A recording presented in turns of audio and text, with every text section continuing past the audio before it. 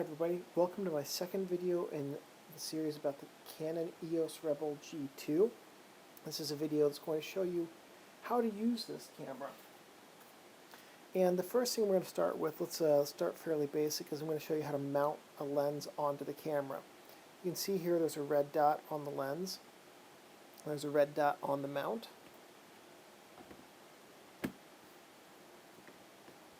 Just like that. So you line up the two red dots, the red dot on the mount with the red dot on the lens, turn the lens clockwise or the camera counterclockwise, and that's that.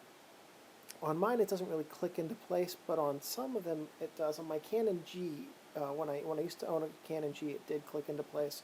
On the two Rebel 2000s I've owned, clicked into place. So it might just be the lens, it might be the camera, I don't really know. So that's mounting the lens.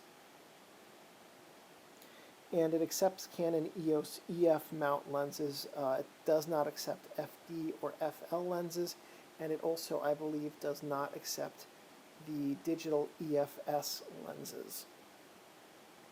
So next thing we're going to do is talk about how to load film. So you need to load the film to be able to use it. So here's the film. Just goes in this side. Slides right in. So you want to set it up. So here, this film has some DX codes on it. It's like a silver and black checkerboard, as I said in the previous video. And so this tells the camera how what ISO it is, what the how many frames are on it, the dynamic range, how much can be pushed and pulled, things like that. By and large, most cameras only have one set of contacts, so they don't have they don't get all the information off the DX code. The Pentax MZS, for instance, has 2 rows of contacts, and so it can get all the information, but this only has one. So it just slides in like that, and then you rotate it. So you can't just jam it in that way, it won't fit. You have to actually push it, put it in like that, and rotate.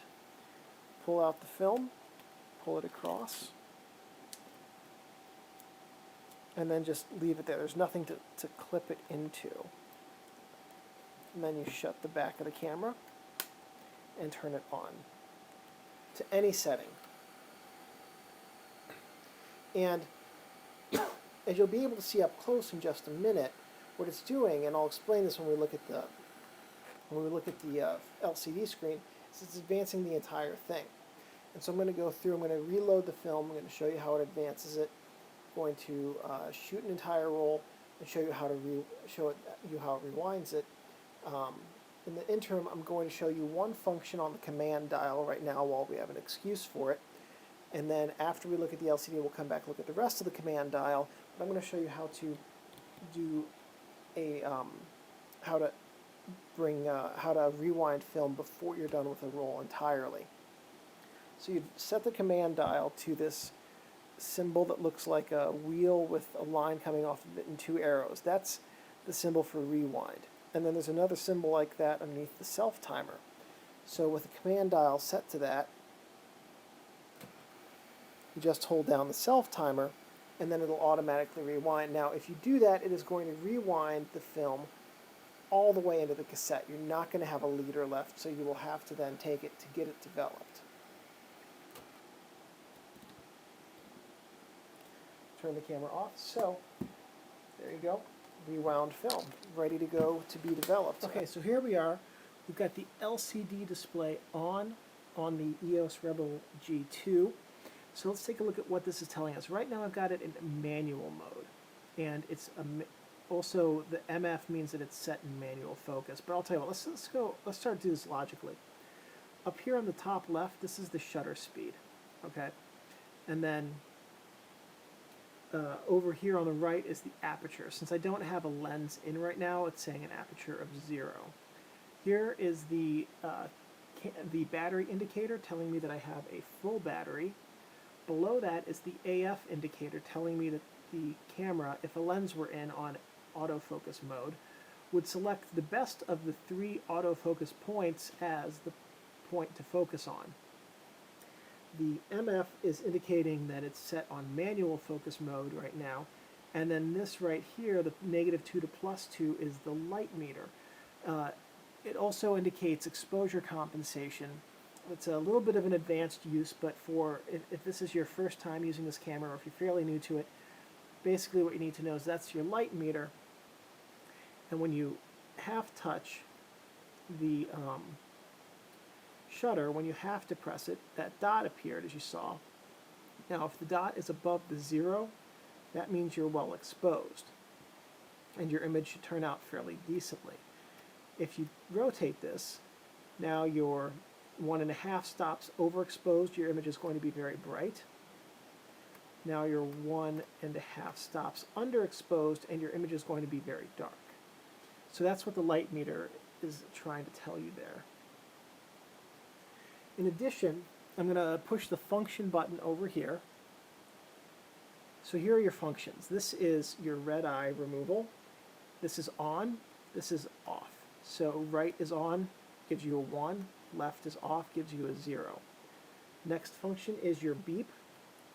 Off is 0, on. I don't like a beep.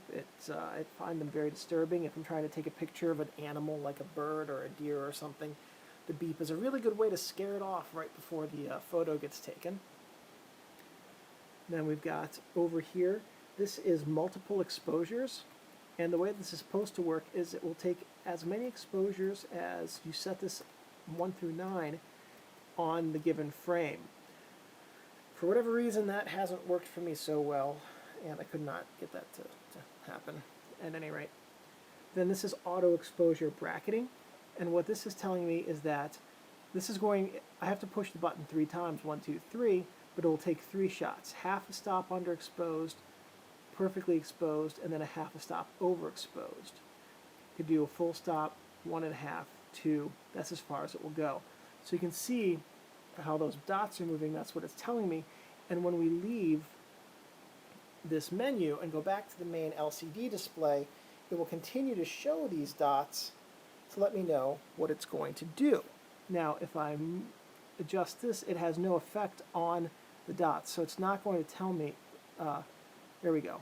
So you have to press the shutter button, and then it will move all the dots entirely as a group, showing you how that's going to be bracketed. Right now, stop underexposed perfectly and a stop overexposed. Here it's going to be perfect, a stop over, 2 stops over, 2 stops under, 2 stops under, 1 stop, and then perfect. That's the way it's supposed to be right now. At any rate, so that's what the auto exposure bracketing is telling you. I'm actually going to turn it off now. Go back into function, turn it to 0. Function, go back to the top. Now it's back to red eye. Just let it sit, and then you exit out of that menu. When you activate the self-timer button will appear. So if the self-timer indicator. So if that indicator is lit up, that little clock with a hand, what that means is that when you push the shutter button, it's going to count down 9, 8, 7, 6, and then at the end of the countdown, it's going to take a picture. You might not have been able to see that, but when we close your eyes, don't look directly at the light. Don't look, there we go. So the light comes on to tell you that it's about to take the picture that you set the self-timer to take. So that's how the self-timer light button functions. Okay, so we've got film loaded in the back of the camera, and I'm going to shut the door in just a second. What it's going to do is it's going to flash a 3-digit number up there. It's going to say 100 ISO. The ISO and then the number indicates your film speed. It says 100 for me because I'm using a 100 DX coded film cassette in here. Turns out I did have one.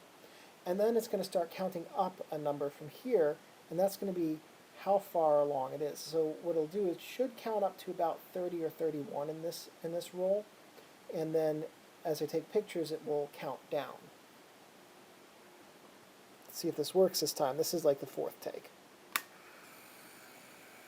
There it goes. So what it's doing is it's pre-spooling all the film over here, so you can see it goes pretty quickly. 32 frames. And it takes one just to, for some reason, and now we're at 31. So when I take this frame, this picture, when I take this, oh, it would help if I set the dial, the command dial, to the proper setting. Okay, when I take this picture, it's on self-timer. Turn off self-timer. Now when I take this picture, let's see, it's counting down. So it'll count down all the way to 1, and then once you hit 0, it'll automatically rewind the rest of the film. So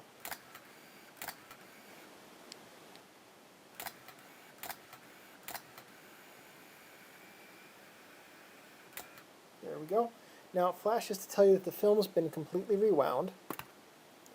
And there we go. We can see the film. And we take that off to be developed. Okay, so here we've got the top of the Canon EOS Rebel G2. And right now you can see that it's set to off. The indicator line is lined up with the off, so it's not going to do anything. I can push buttons all day long, and it doesn't care because there's no power going to it. So the first mode I'm going to show you is green mode. What that means is the camera's going to decide everything for you. It's not giving you any information over here because all it's going to tell you is that it's using 3 autofocus points and that it's got a full battery. Because with green mode, the camera's going to decide the shutter speed, the aperture, the focus, everything. All you need to do is point and click. It's definitely the easiest mode to learn, but it's also the one if you're learning photography and you haven't taken many pictures, the one which is going to teach you the least. Now we have down here a whole bunch of other different modes. These are the PIC modes. They're called, PIC is an acronym, PIC. It stands for Programmed Image Control Modes. So we'll go through them. This first one with the person's face is the portrait mode. The portrait sets the camera so that the background is blurred and the subject is in focus. So that means that a shallow depth of field, a large aperture, and a fast shutter speed are used by the camera to make a nice portrait. Portraits look better if the subject is in focus and whatever is behind the subject is not. Just as a general rule. There are exceptions to every rule. It meters in the center ring through the viewfinder. When we look through the viewfinder, you're going to see a center ring. And if you have your camera right now, look through the viewfinder, you'll see it, and that's the area that's being metered when you have this in portrait mode. So for a suggestion, if you use a telephoto lens, this is for portraits, if you use a telephoto lens like an 85mm or 135mm, or the longest setting on your zoom lens, it's somewhere in that range, that's going to give you a very attractive portrait. The portraits much shorter than 50mm look distorted to make a person look wide, and they make proportions unrealistic.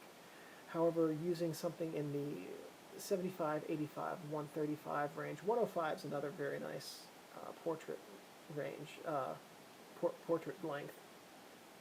Those give you a reasonable and appropriate appearance to the person, and also will allow the background to be out of focus while not making it look like it's super far away. So those are pretty good. Also, the PIC mode, the portrait PIC mode, is well suited for film that's rated from 50 to 200 ISO. The next PIC mode is landscape. So the landscape PIC mode looks kind of like a mountain with a cloud, or perhaps an angry volcano. I prefer to think of it as an angry volcano. So note that on this one, the shutter speed display blinks. There we go. So when you have to press it, it's going to tell you what the shutter speed is, a 30th of a second. It's also going to tell you the aperture, but it's not going to let you actually control any of it. Okay, so I can't change any of the settings on it. I can only see what they are. Also, if when the shutter when the shutter speed blinks, and you can see that it was saying a 30th, that tells me that I need a tripod. So if it blinks, it's telling you that you're going to get a blurry image if you take that photo. And the warning light will flash. That blinking will go even if you have a tripod. So you should have a tripod. If you have a tripod, you should use it, and if you are using it, you should ignore that warning light. Also, under no circumstances and for any reason at any time will the flash fire in this mode. So you can have the flash up on the top of your camera, you can have a flash connected to it, but your flash is simply not going to fire, it's disabled. For suggestions, I would suggest when using landscapes to use a wide-angle lens and to rest the camera on a stable object, a bench, a fence post, a wall, or something like that. This mode is well suited for the slowest film you can get your hands on. You can still get 25 ISO film somewhat readily available at the time that this video is being recorded, and that's a pretty good landscape film because it's very fine-grained and very detailed. This is also a good mode, wide-angle lens rather. What I mean by a wide-angle lens is something that's 28, 24 millimeters in that range. 35 millimeters is another fine wide-angle lens range, and those will give you very nice, realistic, well-proportioned, and inclusive landscape photos. So after landscape mode, now we've got a mode that's a flower, and that is your close-up mode. So that mode, this mode is not specifically for macro photography, but just for close-ups. Macro is where the image on the film is the exact same size as the image in real life, or as the subject is in real life. Close-up just means that your lens is much closer to the subject than you might normally take a picture of. So the flash will fire if needed in this mode, but on-camera flash-ups and close-ups are a poorly matched couple. So if you're going to be using this mode, I would strongly suggest getting an off-camera flash, another flash unit, or a ring flash, which mounts onto the front of your lens for macro work.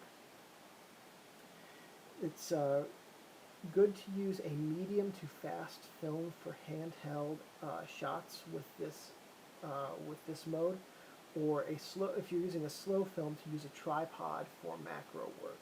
And that's because when you're using a close-up or a macro, when you're doing a shot of that type, much less light reaches the film than normal, because the more you magnify the subject, the closer you can get to it. The further your lens is away from the film, and the less light going through the lens that reaches the film. So medium to fast would be a film that's 100 ISO to 400 in that range, and that will be pretty good for handheld close-ups. Even with 100 or 200 ISO, if you're going to do extreme macro work, tripod's a really good idea. This next mode, which looks like a guy who's running, or perhaps skating on the water, maybe a shark, maybe he's swimming next to a shark, I don't know. It's kind of a confusing symbol to me. This is the sports mode. So it could be any of those. I mean, sports could be running or swimming very fast to get away from a shark. Both of those are pretty athletic. As with landscapes, the shutter warning light will blink if the shutter is too slow in this mode. Okay, so you can see when I have to press it, it tells me the shutter and the aperture that's going to give me. And the warning will fire even if you have a tripod or other support on the camera. Also, the flash is not going to fire in this mode, simply because when you're taking pictures of a sports event, it's so far away that the flash is going to be ineffective, so that it doesn't do any good to have it fire. This mode is best suited for long lenses, such as 200 to 400 millimeter lenses. And that's just the way that the mode is designed. It's good for telephoto lenses that you're not going to be up in an athlete's face when you're taking pictures of them at a sporting event. And this mode operates by using a large aperture, fast shutter speed, and it's well suited for films such as 400 ISO and faster. Because the faster your film, 400, 800, whatever it is, like in that range, the faster your shutter speed can be. And it's very helpful in sports mode where you're trying to freeze it, the action of the guy running or swimming away from the shark. That if you want to freeze it, you need a fast film to do that. And so this last pick mode is a person, a reversed out person next to a light. And this is the night scene portrait because nothing says night scene like a person in a white background. That screams nighttime to me. So this is the night scene portrait mode, and it works by firing the flash at a slightly and using a slightly slower shutter speed. So what happens is, now typically if you fire the flash, the shutter's going to go at, oh, that was weird. Shutter's going to go at 1/60th of a second. So what this does is this might fire the flash, this will fire the flash. It's going to use a 45th of a second right now. So what that does is the flash illuminates your subject in front of the lens. And by having the shutter open for slightly longer than is required with the flash, whatever's behind the subject, the city skyline lights or bridge lights, something with lights, you're catching this theme. Those lights will also be illuminated and show up in the image. And so with this mode, a tripod or other support should be used. Also, this is not a mode for nighttime landscapes, only for nighttime portraits. For nighttime landscapes, you want to use the landscape mode. And you want to make sure that the subject in this remains still even after the flash fires until the shutter closes. So here's what we're going to do. 1/45th, now you can see you should be able to see if I can do this better. Okay, so you can see here it's 1/30th. It gets darker, now we're down to a quarter second, a third of a second, half. And it's not going to let me take a picture. Oh, it's not going to let me take a picture because there's no film in the camera and it's smart. So however long your exposure is, the flash is going to go, but then the shutter is going to stay open after that. So if you take the person's picture with the flash and they move before the shutter closes, there's going to be blur where that person was because they'll still show up on the image. And then when they were there, where they had been standing, if they move away completely before the shutter closes, they're going to look like a ghost because light from behind them will start passing through them on the film. And so some of the Canon flashes can be used with this mode, but not all of them. And that can be done instead of the on-camera flash. During daylight, if you happen to turn this mode on during daylight, it will operate the same as full auto, which is green. So on the other side of the command dial from the pick modes, we've got P, TV, AV, M, ADEP, ISO, and film rewind. And I showed you film rewind already, so we won't do that one again. But we're going to do these from P through ADEP. These are called the creative zone modes. So we're going to start with P because it's first. And P is for programmed auto exposure. What this does is this sets the shutter and aperture automatically.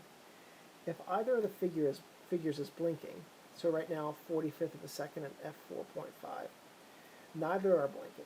But if either of them were, what that means is that the camera cannot meter accurately. So let's see if this does it. So the camera can still meter accurately with my hand over the lens. Typically when it can't meter accurately, it's going to be in a scene with a very high contrast or something along those lines. So P differs from full auto in that with P mode, you can do a few things that are not able to be done in full auto. Full auto gives you zero control over the camera. All you do is push the button to tell it when to shoot. But in P mode, you can also do the continuous shooting, which is the mode over here. You can do manual focus point selection, so you can turn your lens from autofocus to manual focus. You can also do program shifting, exposure compensation, auto exposure bracketing, multiple exposures. You can control the built-in flash, use Canon speedlight flashes, use FE lock and high-speed flash sync. Program shift, what that does is allow you to set different aperture and shutter combinations and then maintain the same overall exposure. And you can do that by half depressing the shutter and rotating the main dial. So there I'm programmed to f45 to 1/45th of a second at f4.5, 1/60th at f4. Not going to go any further because that's as fast as this lens is. If I go the other way, half second at f22, eighth of a second at f11, and all while half holding down the shutter. So it allows you to have some creative control over the camera, mostly in terms of your depth of field and shutter speed. And depth of field will be more noticeable creatively when you're taking the picture. Then with the program shift, program shift cannot be used when a flash is being used. So if you need to use a flash, you cannot do the program shifting that I just showed you. The next mode is TV, and TV stands for Shutter Priority Automatic Exposure. So what that means is in TV, which actually what that means is time value. And so you're setting the value of the shutter time. So you can see over here, it says 1/125th. And as I rotate the main dial, it changes the shutter speed. That's the only thing I can control on this camera, right, in this mode. So this mode lets you select the shutter speed for a desired effect and then picks the best aperture. So you can see at 1/250th, f4.0 is blinking. That's too fast. Too fast. My shot will be underexposed. Still underexposed. There, now 4.5 is solid. It's not going to be underexposed. 20th of a second, then I need f6.7 to have proper exposure. So what this lets you do is tell yourself, well, I'm not ever for any reason going to hold this take a picture slower than 1/30th of a second. So then you know in this lighting situation everything's got to be f5.6 or faster. And this works really well if you want to try and freeze time. So you want to say, I don't want the sports mode to decide everything. I want to be able to say that I'm going to use 1/1000th of a second to freeze time, to freeze the splash as the diver is entering the water or something like that. So you put in 1/1000th, and then this will tell you what your aperture has to be and whether or not you can actually do it. With the sports mode, it decides that for you. So it won't tell you how well your picture is going to turn out. It won't give you the control. It might decide that your best time is 1/60th of a second, but that's the fastest it can do, and you can't override that. So there's a lot of, on the surface it seems like there's a lot of overlap between these, but what we're doing is with these modes on the bottom of the command dial, these take away control from the user. With the modes on the top of the command dial, they give control to the user. The next mode is AV mode, right here. And that stands for aperture value. And it's the aperture value, the aperture priority auto exposure mode. So what that means is that this is automatically choosing the exposure based on the aperture that you set. Now watch over here, and you can see when we're in TV, I can set the shutter speed. When I'm in AV, now I can only set aperture speed. So I rotate the dial, and it's changing the aperture, 13, 16, 22, 27, all the way back down to 4. And so whatever I set it at, 5.6, let's say, it's going to automatically determine that it needs a 1/30th of a second exposure. Now if I go up to f19, it's going to automatically determine that it needs a 1/3 of a second exposure. So go back down to 4.0. And so what this allows you to do is control the depth of field and the shutter. Most of my shooting is done in aperture priority mode because I'm more concerned about depth of field than shutter speed in most situations. And I never shoot in TV mode. I only shoot in AV or M. I don't use program either. And those are the two modes, in my view, AV and M, that give you the most control over your camera and are the most useful for day-to-day shooting. So in this mode, in AV mode, it's probably the most useful shooting mode. As I said, you select the aperture and then the camera decides the shutter speed. And that's that. And aperture is very good for isolating subjects or creating depth and different creative effects like that. M mode is for full manual. So the main wheel by default in full manual is going to change your shutter speed, not your aperture. And what you need to do to change your aperture is push the AV lock button down here. Down here, and then adjust the wheel. There, you might be able to see, there we go. As I hold down the AV lock button, now if I let go of it, now I'm changing the shutter speed again. Okay, so M mode's for full manual. You get full control over the camera. And now this is where you need the light meter, because I can tell by where that dot is that I'm a stop and a half underexposed right now. So if I slow the shutter speed down, now I'm perfectly exposed. And that's how you want to use it. So basically, your goal by using the shutter speed and aperture is to move the dot into the middle underneath the 0. So this mode allows for the greatest control over your camera and facilitates the most creative results. This is also the best mode for learning because you'll come to understand how aperture and shutter combine to create an exposed image. And absolutely, if you are just learning how to use a camera, manual mode is probably the one you should start with, and get to a point where using your shutter speed and aperture you can consistently get the dot in the center and return good images, and you'll start to get a sense of how it is that aperture and shutter affect the image. Especially if you take 2 or 3 photos of the same thing. One of them is for 1/4 second at f/16. Another one is 1/30th of a second at f5.6. Well, they should give you the same result, because they'll give you the same tonal result. They'll be exposed the same way or very similarly, but they'll be much different images. And that's the sort of thing you would learn in manual mode that you're not going to learn in any of the other modes. It's absolutely the best for starting out with, even though it's can also be very complicated to use because you have to deal with 2 things at once instead of none or one.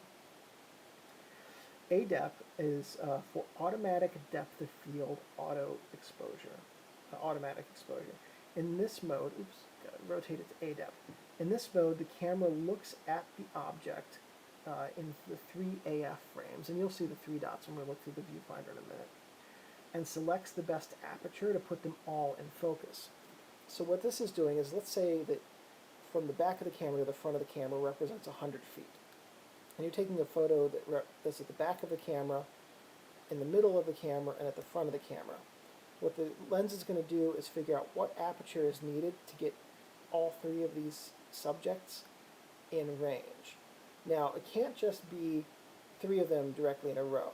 It's got to be one in the left, one in the middle, one in the right, or right, middle, left, because each one of them has to line up with one of the AF focal points. And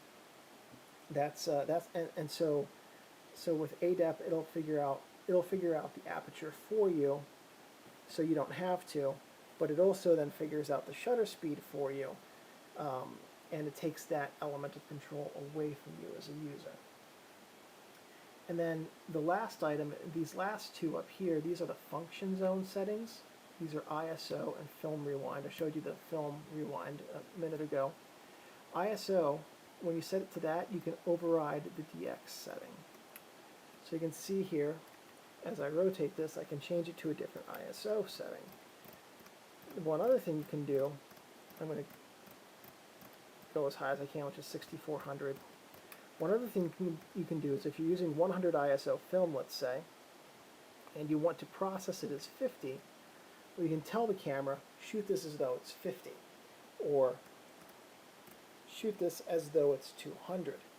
And that will allow you to have some additional creative and usability effects with your film that you wouldn't be able to get just by shooting it at standard 100 ISO. So the next thing we're going to do is pick an autofocus frame. So we're going to turn it here to manual so I can have the most control. Now you can see that there are three dots right there, left, middle, and right, and those represent the AF point. So what I'm going to do is I'm going to push the AF button right here. Now it will only focus on things that are on the left point, now only in the middle, now only in the right, and now it will choose which is best. For most shooting, this is the one you want to go with, the one that has the three dots in it.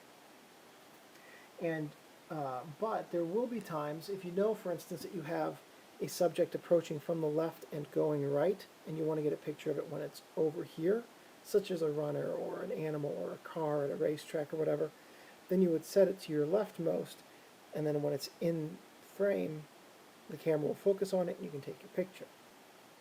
And that also allows you to focus to do off-center portraits. So let's say that you have a portrait and your subject is over here. Well, if you select that one autofocus point, it'll focus on your subject instead of the sports car in the background or the other equally or perhaps more attractive subject over there. And those aren't pictures that you want to have come back when you're looking at them with the subject that you intended to take, who's now out of focus, in exchange for a sports car or other equally or more attractive subject of some kind. Haven't been there. That's what we're going with. Trust me, you'll get in trouble if that happens. So, at any rate, there are some different metering modes. The evaluative metering mode is the default, and what it is it's evaluative metering is the default, and partial metering is used with AE lock, and center weighted is used with the manual mode. So when you go to manual mode like I am right now, it's only going to use center weighted metering. Evaluative metering means that the camera evaluates the light levels and the area of focus and determines the appropriate metering that way. So if my camera is focused right here, then it's going to look at the G2 is going to look at the light levels right here and determine what the best meter selection is. If the camera is focused up here on the next frame of the same image, it's going to figure out the light levels up here and take the image based on those light levels. So that's what evaluative means. Partial metering means that the exposure is based on the 9.5% of the image in the viewfinder's center ring, and we'll see that in the viewfinder in just a minute. And then center weighted means that the 60% of the meter reading comes from the center ring, while the rest of the 40% is based on the rest of the scene. This camera also allows you to do auto exposure compensation in some modes, and you can compensate for the exposure up to 2 stops in half-stop increments. And when we look at the LCD screen function in just a minute, we'll see how that works. And also the function screen for the red eye, beeping, and multiple exposures and continuous shots. Now let's take a look through the viewfinder and see what that's going to tell us. Okay, so you're looking through the viewfinder in the G2 right now, and you'll notice right away that there are 3 rectangles in it in the middle, one to the left and one to the right. Those are the 3 AF points that I've been talking about. And so what will happen is when you're focused on something right here, that AF point will be activated versus that one or that one. You'll also see there's this ring right here. That represents the center 9.5% of the image that the partial metering uses. And then, I can't see it on my camera, but I could have sworn there was a slightly larger ring. But at any rate, there's a slightly larger area that encompasses all three AF points, and that represents the 60% center-weighted metering that the center-weighted metering function uses to calculate that during manual mode. Now if we take a, let's see if I can get it, there it is. Okay, so you can see down at the bottom, there's the shutter speed and aperture, and as I change them, it tells me, it will tell you what the shutter speed and aperture are. You can also see the dot moving. That will tell you if you're overexposed like we are right now, properly exposed, or underexposed. And likewise, and you can see that was changing the shutter speed. Likewise, if I hold down the AV button, I can do it while changing the aperture. Also, you can see that there's the three dots in between those for the AF function. So by pushing the AF button on the camera, I can see which AF dot I've selected and change that in camera without having to take the camera away from my eyes to see the top of the camera. And those are the most important functions that you need when taking pictures with this camera, and those are the ones you can see through the viewfinder. So, if this video was helpful to you, please give me a thumbs up. That lets me know I'm on the right track. If you want to subscribe, you can subscribe down below. And if you have any questions, please leave those in the comments section. I'm pretty good about answering those fairly quickly. Same thing with comments. You can leave those down there too. And one last thing. Thank you guys for watching.